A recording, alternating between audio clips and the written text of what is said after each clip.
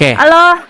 Halo juga Selin, saya mau tanya dulu nih Iya. Selin, ini Anda duduk atau bagaimana nih? Kok hanya Aku leher saja? lagi tungkurap nih. Bisa duduk? Duduk. Duduk di mana ya? Gini boleh nggak? Oke, baik. Oke, Selin, Anda seorang muslimah atau Kristen? KTP ku masih muslim. KTP masih muslim. Maksudnya bagaimana ini? Iya, dulu waktu aku kecil aku muslim. Terus mulai tahun 2017 tuh aku udah nyari-nyari perbedaan itu, terus aku jadi sekarang lebih percaya ke Kristen ya.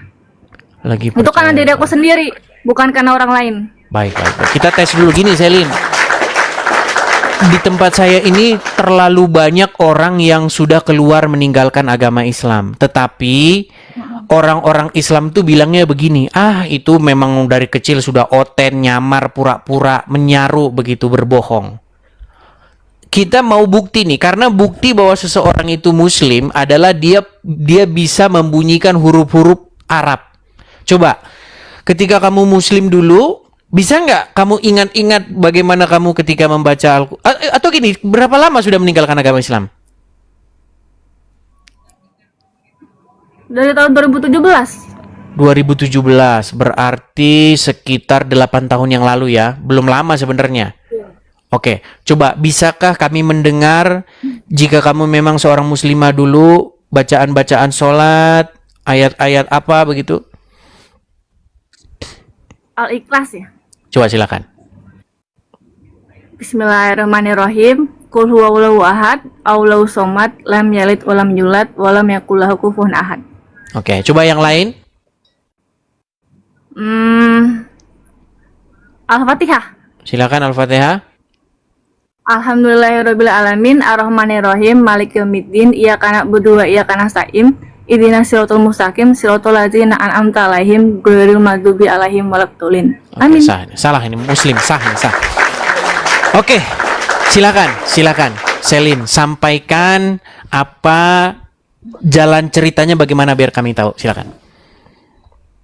Dulu tuh waktu aku kecil kan aku sering ditanamkan sama orang tua itu, kamu tuh harus rajin sholat, harus rajin ngaji.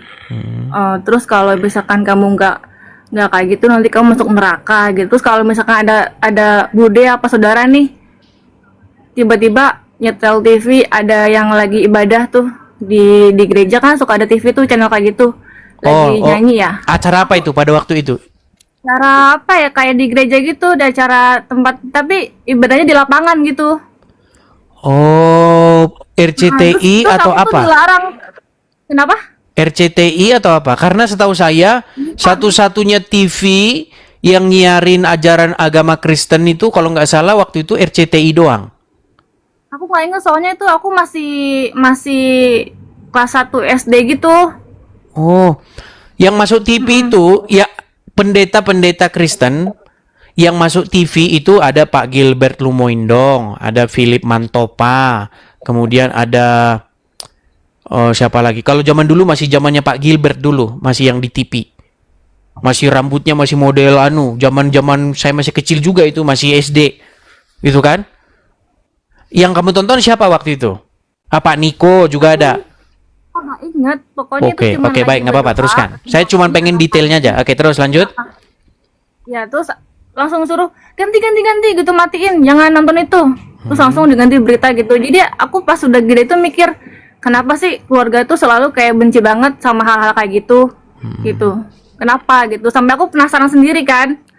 Oh, ternyata pas tahun 2017 tuh pas aku coba ke gereja, oh jadi gini gitu. Jadi tahu mereka tuh sebenarnya begitu tuh nyanyi, berdoa itu bener-bener memuji Tuhan dengan bahasa yang mereka mengerti gitu, daripada aku yang ngaji tapi pakai bahasa Arab tapi aku nggak ngerti apa artinya gitu. Itulah yang akhirnya membuat kamu tergugah gitu ya. Ngapain kita kok kayak ngerapal bahasa tapi kita nggak tahu? Bukankah kita lebih bagus pakai bahasa kita sendiri gitu ya? Iya, dan bukan cuma itu juga. Aku tuh kalau sholat kayak apa ya, monoton aja gitu.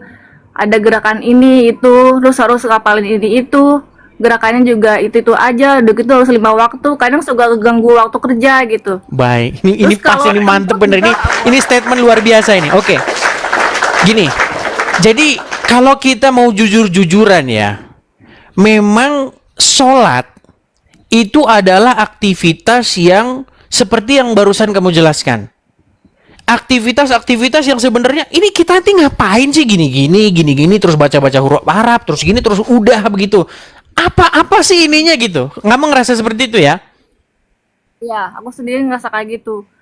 Dan yang lebih lebih aneh lagi tuh, kentut juga batal. Kalau lagi mens juga nggak boleh. Aku sampai mikir, kenapa mens nggak boleh? Mungkin zaman dulu itu dulu banget nggak ada yang namanya softtek gitu ya. Jadi takut kemana-mana darahnya, makanya dilarang gitu sholat lagi mens gitu. Mungkin kalau sekarang kan udah modern ya, udah ada softtek bla bla bla gitu kan. Ya masa kayak gitu aja nggak boleh? Padahal aku aja di gereja kentut lagi mens juga nggak masalah gitu. Harusnya kan Tuhan itu melihat kita gimana cara kita itu, niat kita itu mau memuji Tuhan gitu, bukan harus dengan penampilan kita apa gimana, kan harusnya nggak boleh gitu dong, namanya kan pilih kasih. Oke. Baik, jadi intinya apa kebiasaan-kebiasaan dalam agama Islam yang apa namanya hafal-hafalan, terus gerakan-gerakan begini, gerakan begitu, akhirnya membuat kamu itu ngerasa meaningless begitu ya, kayak nggak ada artinya begitu ya? Iya. Oke, Monoton hanya aja gitu ritual-ritual kalau sholat. jasmaniah begitu ya?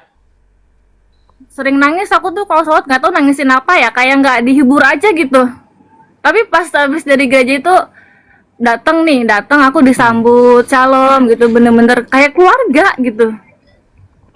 Ditanyain mau penyimbang kitab enggak gitu, terus nyanyi-nyanyi Oke, dengan bahasa yang aku kapan nggak itu ngerti. terjadi? Kapan kamu mulai pindah dari Islam ke Kristen? 2017. 2017. Oke. Makasih Bang Tobias. Jadi setelah itu yang terjadi dari 2017 sampai sekarang bagaimana? Ya beda aja, tapi ya sekarang karena aku mulai beda kepercayaan, teman-temanku juga nggak kayak gimana ya, ada yang nggak setuju, ada yang setuju gitu, kebanyakan sih nggak sejalan.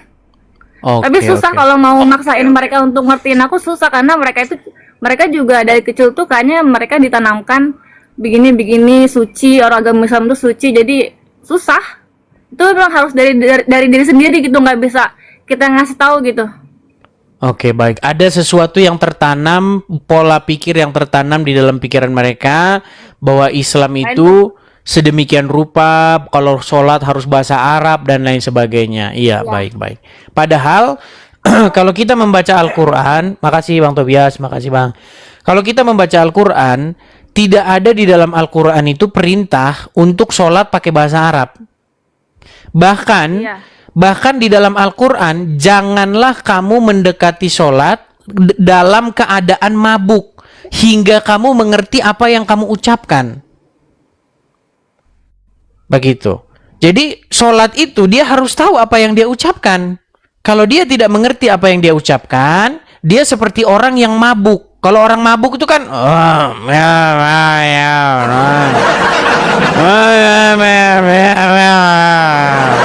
orang mabuk kan seperti itu. Nah, Al-Quran melarang orang sholat dalam keadaan seperti itu. Nah, dari 1.000 orang muslim yang naik ke sini, 1.000-1.000-nya ditanya bacaan sholat itu dia nggak ngerti apa. Ketika dia sholat, dia mengucapkan kosakata-kosakata, ditanya artinya, dia nggak ngerti, nggak tahu katanya. Seperti itu. Kalau sholat itu ada ngapalin yang gerakan ini bacaannya apa, disuruh ngapalin aja bahasa Arabnya, tapi aku juga nggak tahu apa artinya, jadi nggak ngerti gitu. Iya. Bahkan ya, kalau kita tanya orang muslim sendiri, dalam gerakan-gerakan itu sendiri, mereka tidak tahu kenapa begitu loh. Seperti itu. Misalnya begini ya, kita kasih contoh misalnya di gereja. Di gereja itu bermacam-macam gerakan orang. Ada yang tangannya begini. Ya kan? Ketika tangannya begini, itu kan lambangnya apa? Artinya dia menerima berkat dari surga, meminta supaya dari surga itu turun rahmat, berkat, ya kan, mujizat daripada surga. Betul? Makanya posisinya begini, posisi ingin menerima, betul? Nah, ketika muslim melakukan gerakan-gerakan sholat, begini contohnya, begini. Ini gerakan apa ini? Saya tanya orang muslim, saya pernah nanya dia. Kalau begini maksudnya apa? Artinya kata dia, oh itu supaya bebannya terlempar ke belakang. Bebannya terlempar ke belakang, begitu kan? Terus ya, beban terlempar ke belakang, ini ngarang dari mana? Sebenarnya mereka juga nggak tahu jawabannya, cuma mereka juga bingung gimana caranya ngebela agama mereka gitu, karena mereka sendiri nggak tahu itu juga aturan dari mana berdoa kayak gitu caranya gitu. Kalau menurut aku sih gitu. Iya, makanya seperti saya katakan ya, artinya ketika seseorang itu ditanya tentang agama Islam, kenapa begini, kenapa begitu, banyak, ya saya nggak bisa katakan semua ya, tapi gimana saya nggak bisa katakan semuanya? Masalahnya semuanya penjelasannya membuat saya menyimpulkan bahwa memang orang Islam nggak ngerti apa itu, kenapa dia begitu gitu loh. Tangannya begini-begini, kenapa tangannya begini? Dan tidak boleh lebih dari lutut. Harus sejajar sama lututnya. Terus habis itu tangannya begini. Kenapa harus begini? Seperti itu. Dan banyak hal lah sebenarnya. Gerakan-gerakan seperti itu yang, ya orang Islam sendiri kalau ditanya, ya memang udah begitu. Dari mau gimana? Seperti itu. Dari kecil mereka udah diajarin suruh sholat, tapi mereka nggak tahu, yang mereka pikir ya itu udah kewajiban mereka gitu. Tapi asal usulnya mereka juga nggak tahu kenapa harus begitu cara berdoanya. Oke, hanya itu. Selin, ada lagi yang mau disampaikan? Mau nanya nih, Mas Edi. Apa itu? Mau nanya. Ya. Katanya kalau kan aku belum nikah ya. Aku bingung nih kenapa sih kalau suami istri entah itu agama Islam dong apa gimana, nggak ngerti. Kalau misalnya suaminya itu selingkuh, terus kita tahu nih, kita punya bukti, kita nggak bisa ceraiin suami gitu, harus ke pengadilan. Tapi kalau laki-laki cuma ngomong talak doang langsung cerai, emang gitu? Kenapa sih? Iya, karena di dalam agama Islam rendah banget, nggak dihargai banget perempuan tuh. Makanya aku takut, sama sekarang aku belum nikah takut. Baik, begini. Ya, di dalam agama Islam, memang laki-laki itu diibaratnya perempuan itu seperti ladang di dalam agama Islam. Jadi yang bebas kamu datangi kapanpun, sesuka hati kamu. Nah, sementara ya intinya begini, Islam itu mengajarkan kedudukan seorang wanita di dalam agama Islam itu memang dia itu diperlakukan semena-mena oleh laki-laki. Contoh seperti yang kamu katakan tadi, kita kalau mau menceraikan perempuan tinggal talak saja. Talak 1, talak 2, talak 3 biasanya seperti itu. Talak doang bisa cerai. Iya, kamu saya ceraikan. Ya udah, selesai. Bahkan di dalam agama Islam itu dibolehkan untuk memukul seorang perempuan, memukul istri. Tuh dengerin. Iya, memang ada itu ayatnya dalam Al-Quran. Boleh perempuan-perempuan yang kamu khawatirkan nusyusnya, maka pisahkan ranjang. Jadi pisah ranjang, kurunglah mereka dalam kamar dan pukullah mereka. Seperti itu.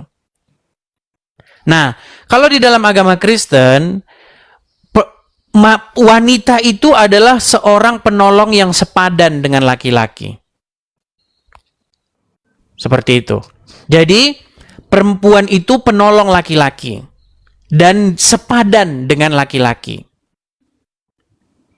Dan di dalam sebuah rumah tangga, kalau di dalam ajaran agama Kristen, laki-laki itu diwajibkan untuk mengasihi istrinya. Sebagaimana Kristus juga telah mengasihi jemaat dan telah memberikan nyawanya. Seperti itu. Nah, tidak diperkenankan laki-laki itu untuk berbuat kasar kepada istrinya. Beda dengan ajaran agama Islam. Kalau dalam agama Islam, mukul boleh, mukul. Emang boleh. Ajaran Islam itu. Bahkan Muhammad sendiri itu tercatat pernah mukul istrinya. Nah, banyak orang-orang Islam awam itu nggak ngerti ini. Begitu. Nah, makanya di dalam ajaran agama Kristen, pernikahan itu adalah sesuatu yang sakral. Pernikahan itu adalah sesuatu yang memang dilakukan untuk sekali seumur hidup sampai maut memisahkan. Itu yang diajarkan dalam ajaran agama Kristen. Makanya Ini gitu Mas Abi. ya, makanya dalam agama Kristen ada yang namanya pranikah. Biasanya sebelum orang menikah itu ada yang namanya pengertian sekolah pranikah dulu. Walaupun bukan sekolah sih namanya, tapi artinya satu pemahaman sebelum seseorang itu masuk ke dalam pernikahan. Seperti itu. Jadi diajarkan begini, konsekuensinya begini. Jadi nggak sembarangan, begitu. Itu dalam ajaran agama Kristen. Nah, kalau dalam agama Islam ya sah. Gitu. Cerai. Gitu. Ya beda, memang beda seperti itu. Jadi kalau saya sarankan kepada Selin, kalau memang benar-benar mau menikah, itu betul-betul harus mengerti lawan ini kita calon kita itu seperti apa, supaya nanti tidak menyesal seperti itu. Karena kita udah hati-hati memilih saja, ternyata setelah nikah orangnya lain, gitu. Iya. Seperti itu. Mungkin ada yang mau disampaikan lagi, Selin? Tapi ngomong-ngomong ini pasti kamu sudah banyak sekali nih pasti yang mau melamar kamu nih ya. Kamu pasti dari Tapi kan nggak gampang Mas Edis. Iya, betul. Biasa Ya aja. artinya kamu harus bisa menerawang begitu seseorang gitu, seorang pria, ya kan? Ini orang ini beres atau enggak begitu, dan itu makanya perlu yang namanya pengenalan satu sama lain sebelum nikah begitu. Nah, di dalam ajaran agama Islam, Pak Ustadz sering ngomong, di dalam agama Islam tidak boleh pacaran katanya. Gini, di dalam ajaran Kristen, apakah orang Kristen boleh pacaran? Pacaran boleh-boleh saja, yang penting pacaran yang sehat begitu. Nah, kalau dalam agama Islam katanya tidak boleh pacaran, tetapi yang menjadi keheranan, saya pernah berdebat dengan seorang, makasih Kak Ceki, terima kasih makasih Kak Ceki. Thank you Kak Ceki. Di dalam ajaran agama Islam, pada waktu itu lawan debat saya di Facebook, waktu itu zaman-zaman masih belum ada TikTok, dia bilang begini, lihat tuh orang Kristen pacaran. Pacaran kalau sehat nggak masalah. Pacaran yang sehat, ada batas-batasnya, mengenal satu sama lain, mengenal karakter satu sama lain. Nah, kalau dalam agama Islam nggak boleh pacaran, kata dia. Saya bilang, kalau tidak boleh pacaran, kenapa Allah menempatkan Adam bersama dengan wanita padahal belum nikah? Berarti justru inisiasi pacaran itu dari Allah. Nah, itu panjang lebar debat kami pada waktu itu. Nah, karena orang Islam sendiri bingung dia, apakah Adam dan Hawa itu ketika ditempatkan di Taman Eden itu, mereka menikah atau tidak? Sampai sekarang orang Islam nggak ketemu jawabannya. Apakah Adam dan Hawa di dalam Al-Quran itu berzina? Apakah dia memang menikah? Karena tidak ada dalam Al-Quran Allah itu menikahkan Adam dan Hawa. Tapi dalam Bible, ketika Tuhan menciptakan perempuan, ya kan, apa firman Tuhan? Beranak cuculah dan berkembang biaklah dan penuhilah bumi. Jadi beranak cuculah, berkembang biaklah, itu perintah Tuhan. Nah, di dalam Al-Quran, nampaknya, karena orang Muslim juga kebingungan, Adam dan Hawa itu berzina di dalam Al-Quran itu. Makanya kesimpulannya memang, ya nanti kalau saya ngomong penistaan agama itu, ya intinya ya si Juma itu ya anak zina gitu. Seperti itu. Zuma, Nandar, dan kawan-kawan, menurut Al-Quran mereka itu adalah anak-anak zina. Karena Adam dan Hawa dalam Al-Quran tidak pernah nikah alias berzina. Begitu. Ya, aku juga takut di poligami, Mas Edis, kalau nikah Muslim itu. Kalau dalam Muslim wajib, nanti kamu tidak, kalau tidak dipoligami nanti kamu susah masuk surga. Kalau dalam agama Islam, istri yang mengizinkan suaminya kawin lagi, maka pintu surga akan dibuka selebar-lebarnya. Bagi muslim-muslim yang cerdas, itu akal-akalanmu aja itu. Itu bagi muslimah-muslimah yang sudah mulai berpikir seperti itu. Ya, waktu itu juga aku mau cerita nih, Mas Edis, ya. Silakan. Kan aku punya kenalan tuh. Temen sih. Ya. Temen kok, tapi dia tuh udah punya istri. Nah, terus beberapa kali ketemu sama teman-teman, terus tiba-tiba dia nawarin gini, kamu mau nggak nikah sama aku tapi jadi yang kedua? Hah? Kamu kan udah punya istri, aku bilang gitu. Ya, emang kenapa gini. Ya pokoknya singkat cerita, dia bilang gini, di dunia ini itu yang paling banyak itu perempuan, bukan laki-laki. Survei Jadi, dari mana? makanya kenapa? Survei dari mana? Nah, itu dia yang mengklaim sendiri. Jadi makanya kenapa laki-laki itu harus menikahi lebih dari satu perempuan, kata dia. Terus menurut kamu kalau misalkan lebih banyak perempuan, kamu harus nikah lebih dari satu gitu? Emang istri kamu nggak apa-apa? Istri saya nggak apa-apa, dia ngizinin kok. Hah? Kamu gila, kamu sakit ya, gue bilang. Kamu jangan gitu, itu namanya kamu menyakiti hati perempuan, gue bilang itu. Di situ aku berantem sama dia gara-gara aku nggak setuju dia mau nikah lagi, tapi dia nggak kasihan sama istri dia gitu. Iya. Tapi dia tetap aja kekeh.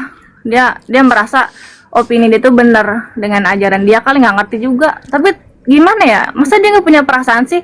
Dulu dia nikahin istrinya pakai cinta, pakai sayang, tapi sekarang dia malah kayak gitu. Jadi kayak nggak menghargai perempuan banget gitu loh. Aku udah bilang sama dia sampai aku berantem, kamu jangan kayak gitu, kasihin istri kamu. Walaupun dia bilang nggak apa-apa, tapi kamu nggak tahu gimana perasaan dia, aku bilang gitu. Sakit tahu hati dia. Iya, itu seperti yang dialami oleh istrinya Agim, Teteh. Siapa namanya? Teteh siapa? Istrinya Agim kan seperti itu. Agim kan nikah lagi pada waktu itu kan. Akhirnya cerai dengan istrinya, tapi akhirnya kembali lagi rujuk seperti itu. Ya, Arman Maulana, tahu kan Arman Maulana, vokalisnya Gigi, tahu kan? Dia itu seorang Muslim, tetapi dia saja tahu seperti itu bahwa memperlakukan wanita seperti itu akan menyakitkan. Kan ada liriknya itu. Berawal dari Facebook baruku, kau datang dengan cara tiba-tiba, kan? Terpikir hati untuk mendua, tapi nurani tak bisa mendua. Ku hanya bisa berbagi. Seperti itu.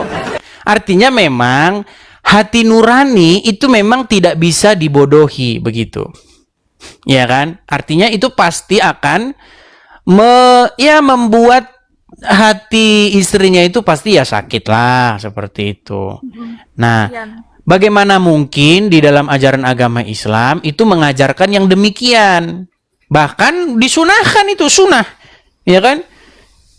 Sunnah kalau menikah lebih daripada satu itu justru mengikuti Muhammad. Tapi ini percaya nggak percaya, survei yang saya lakukan kepada banyak seorang perempuan muslimah, mereka tidak setuju dengan poligami. Seperti itu. Jadi memang ya hati nurani sendirilah memutuskan Islam itu menurut Anda pantas nggak diikuti, gitu aja. Kadang-kadang kita nggak usah jauh panjang lebar kali tinggi bahas kemana-mana, tapi nggak ini. Yang sederhana-sederhana sajalah. Islam itu kan mengajarkan begini, ya kan? Dan lain sebagainya seperti itu. Iya, Mas Edis, kasihan aja gitu yang mau dipoligami. Cuman karena dijanjiin surga atau gimana nggak ngerti. Ya, katanya istri yang mengizinkan suaminya kawin lagi, maka pintu surga akan terbuka lebar. Tahu gitu, Sama perempuan juga nggak mau lah diduain. Gak masuk akal banget. Ya, kadang-kadang kalau kita berpikir ya bisa jadi itu ya cuman karang-karangannya yang nulis hadis itu aja gitu. Kalau dia emang dari kecil udah agamis, udah ditanamkan seperti itu ya susah. Dia Iya. percaya aja gitu. Ya. Oke, hanya itu. Selin, ada lagi yang mau disampaikan? Banyak sih cerita tapi udahlah, kasihan yang lain dulu buat kasih dia naik dulu biarin. Oke. apa-apa. Habis ini Nanti banyak yang next info time ya. kamu itu. Habis ini banyak yang info kamu aja kenal Anda pasti. Oke, terima kasih Selin. Saya turunkan.